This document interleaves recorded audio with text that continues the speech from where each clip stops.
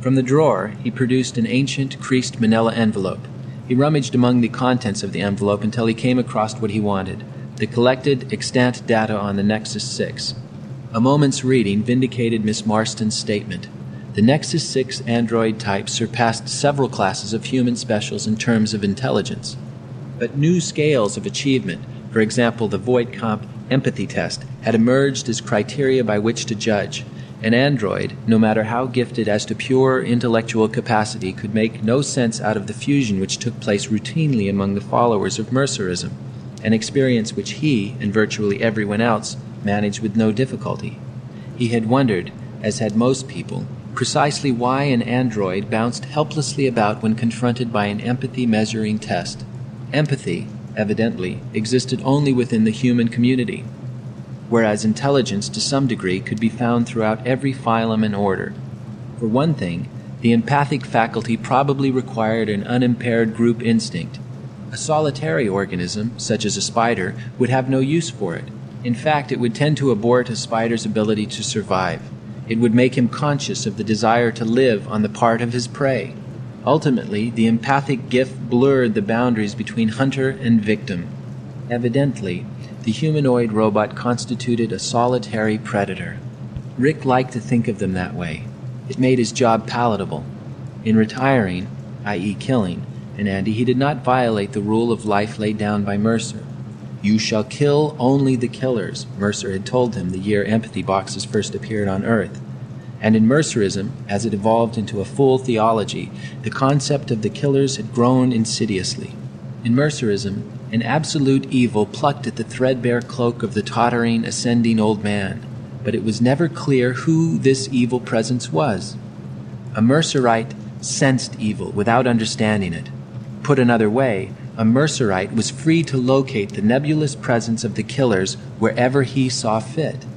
For Rick Deckard, an escaped humanoid robot which had killed its master, which had been equipped with an intelligence greater than that of many human beings, which had no regard for animals, which possessed no ability to feel empathic joy for another life's form's success or grief at its defeat. That, for him, epitomized the killers. "I see you brought the poop sheet on the new brain unit," Inspector Bryant said, hanging up the vidphone. "Yeah," Rick said. "I heard about it on the grapevine. How many Andys are involved, and how far did Dave get?" 8 to start with. Dave got the first 2. "And the remaining 6 are here, in Northern California?" "As far as we know, Dave thinks so. That was him I was talking to. I have his notes." "I have nothing on my agenda," Rick offered. "I'm ready to take over in Dave's place." Dave used the Voight-Kampf scale in testing out the individuals he suspected. You realize that this test isn't specific for the new brain units. No test is. Dave considered it accurate. Maybe it is. But I would suggest this. Before you take out after these 6, he tapped the pile of notes. Fly to Seattle and talk to the Rosen people. Have them supply you a representative sampling of types employing the new Nexus 6 unit. And put them through the Voight-Kampf, Rick said. "I think I'll talk to the Rosen organization myself, while you're on the way," Bryant said. "I'm going to discuss the possibility of including several humans, as well as their new androids. But you won't know. It'll be my decision, in conjunction with the manufacturers. It should be set up by the time you get there." He abruptly pointed at Rick, his face severe. "This is the first time you'll be acting as a senior bounty hunter. Dave knows a lot. He's got years of experience behind him." "So have I," Rick said. "You've handled assignments devolving to you from Dave's schedule. He's always decided exactly which ones to turn over to you. But now you've got 6 that he intended to retire himself, one of which managed to get him first. This one." Bryant turned the notes around so that Rick could see. "Max Polakov. That's what it calls itself anyhow, assuming Dave was right. Everything is based on that assumption, this entire list. And yet the Voight-Kampf scale has only been administered to the first 3, the 2 Dave retired, and then Polakov. It was while Dave was administering the test, that's when Polakov lasered him. Which proves Dave was right," Rick said. "Otherwise, Polakov would have no motive." "You get started for Seattle," Bryant said. "Don't tell them first. I'll handle it. Listen, when you run the Voight-Kampf scale up there, if one of the humans fails to pass it, that can't happen," Rick said. "One day, a few weeks ago, I talked with Dave about exactly that. I had a memo from the Soviet police, WPO itself. A group of psychiatrists in Leningrad have approached the WPO with the following proposition. They want the latest and most accurate personality profile used in determining the presence of an android. In other words, the Voigt-Kampff scale, applied to a carefully selected group of schizoid and schizophrenic human patients. Those, specifically, which reveal what's called a flattening of effect. You've heard of that? That's specifically what the scale measures, Rick said. Then you understand what they're worried about. The Leningrad psychiatrists think that a small class of human beings could not pass the Voigt-Kampff scale. If you tested them in line with police work, you'd assess them as humanoid robots. You'd be wrong, but by then they'd be dead. But these individuals, Rick said, they'd all be in institutions, Brian agreed. They couldn't conceivably function in the outside world. They certainly couldn't go undetected as advanced psychotics, unless, of course, their breakdown had come recently and suddenly and no one had gotten around to noticing. But this could happen. 1,000,000 to 1 odds, Rick said. But he saw the point. What worried Dave, Brian continued, is this appearance of the new Nexus 6 type. The Rosen organization assured us that the Nexus 6 could be delineated by standard profile tests. We took their word for it. Now we're forced, as we knew we would be, to determine it on our own. That's what you'll be doing in Seattle. You understand that this could go wrong either way.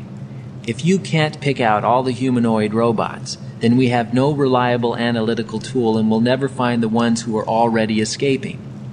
If your scale factors out a human subject, identifies him as an android, Bryant beamed at him icily, it would be awkward.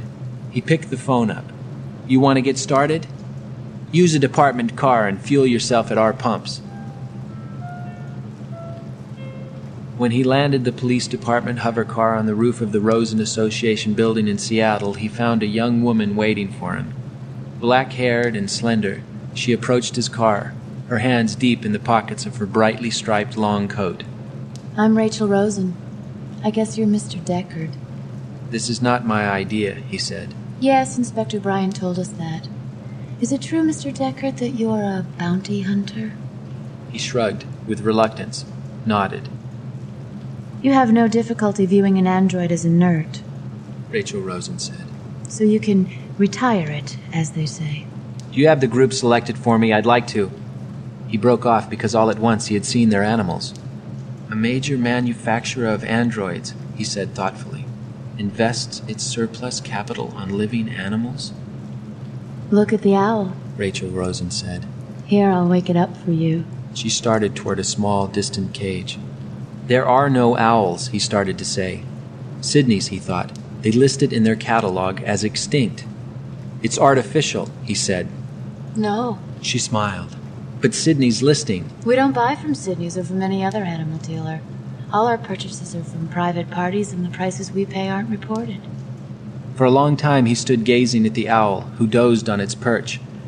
If you sold your owl, he said, how much would you want for it, and how much of that down? We would never sell our owl. And even if we sold it, you couldn't possibly pay the price. Breaking away from the sight, it made absolute bitterness blend throughout his prior reaction of awe and yearning. He said, I'd like to test out the selection now. Can we go downstairs? My uncle took the call from your superior. Uncle Eldon should have an android group and a control group set up by now. So let's go. She strode toward the elevator, hands again thrust violently in the pockets of her coat. She did not look back. What have you got against me? He asked as they descended. Well, she said, you, a little police department employee, are in a unique position. Know what I mean? She gave him a malice-filled, sidelong glance. How much of your current output, he asked, consists of types equipped with the Nexus 6? All, Rachel said. I'm sure the Voigt-Kampff scale will work with them, he said. And if it doesn't, we'll have to withdraw all Nexus 6 types from the market. Her black eyes flamed up. She glowered at him as the elevator ceased descending and its doors slid back. Because you police departments can't do an adequate job in the simple matter of detecting the minuscule number of Nexus 6s who balk. A man, dapper and lean and elderly, approached. I'm Eldon Rolson, he explained as they shook hands. Listen, Deckard, you realize we don't manufacture anything here on Earth, right? We can't just phone down to the production and ask for a diverse flock of items. It's not that we don't want or intend to cooperate with you. Anyhow, I've done the best that I can." Indicating his department briefcase, Rick said, "I'm ready to start." The senior Rosen's nervousness buoyed up his own confidence. "They're afraid of me," he realized. "I can probably force them to abandon manufacture of their Nexus 6 types. What I do during the next hour could conceivably determine the future of the Rosen Association here in the United States, in Russia, and on Mars."